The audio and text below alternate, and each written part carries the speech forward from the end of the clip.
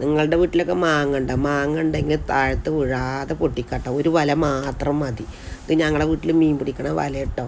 ആ വല എന്താണെന്നറിയാം, പിന്നെ തോട്ടിയുടെ കൊക്കിയിൽ അറ്റത്ത് കെട്ടുക. എന്നിട്ട് കൊക്കി എന്ത് കാട്ടും, വലയുടെ ഉള്ളിലേക്ക് ആക്കി കെട്ടണം. അപ്പോൾ തോട്ടിയും കൊണ്ട് വലിക്കണ സമയത്ത് മാങ്ങ എന്ത് ചെയ്യും, വലയുടെ ഉള്ളിൽ അതേപോലെ വലയുടെ ഉള്ളിൽ പെടും. ഒരൊറ്റ മാങ്ങ നിലത്ത് വീടില്ല. അങ്ങനെ ഞാൻ എല്ലാം മാങ്ങി പൊട്ടിച്ചത്. അപ്പോൾ ഇത് മൂപ്പായിട്ടില്ല, മൂവാണ്ടം മാങ്ങയാണ്. അപ്പോൾ അത് കുറച്ച് പൊട്ടിച്ചിട്ട് ചെത്തിയിട്ട് ഫ്രിഡ്ജിൽ വെക്കാൻ വിചാരിച്ചിട്ട്, മുറിച്ചിട്ട് ഫ്രിഡ്ജിൽ വെക്കാൻ വിചാരിച്ചിട്ട് അങ്ങനെ പൊട്ടിച്ചതാണ്. ചിലതൊക്കെ ഇങ്ങനെ വീഴാൻ തുടങ്ങിക്കണു, പിന്നെ വാടി വീണ പോലെ. അപ്പോൾ ഞങ്ങൾക്ക് പൊട്ടിച്ച് കുറേയൊക്കെ. ഇനി ബാക്കി പഴുക്കാൻ നിർത്തിയിട്ടുണ്ട് കേട്ടോ.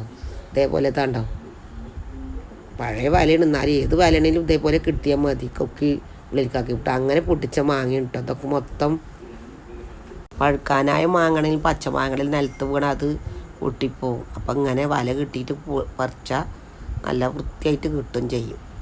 അപ്പം എല്ലാം ഇതുപോലെ ചെയ്താൽ മതിയിട്ട് എല്ലാവരും വല കിട്ടിയിട്ട് കിട്ടും. ഇതാണ് ഇന്നത്തെ എൻ്റെ വീഡിയോ കേട്ടോ. അടുത്ത വീഡിയോയിൽ കാണാം കേട്ടോ.